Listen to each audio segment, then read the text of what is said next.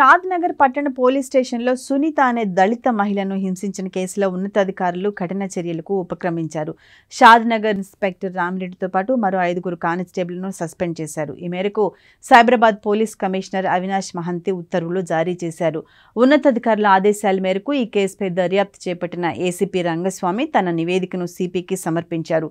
నివేదిక ఆధారంగా బాధ్యులను గుర్తించి వారిని సస్పెండ్ చేసినట్లు సిపి వెల్లడించారు. షాద్నగర్ దళితవాడలో నివసించే నాగేందర్ తన ఇంట్లో 22.5 తులాల బంగారం, 2 లక్షల నగదు చోరీ అయ్యాయంటూ జూలై 24న పట్టణ పోలీస్ స్టేషన్లో ఫిర్యాదు చేయడంతో ఈ ఘటన చోటు చేసుకుంది.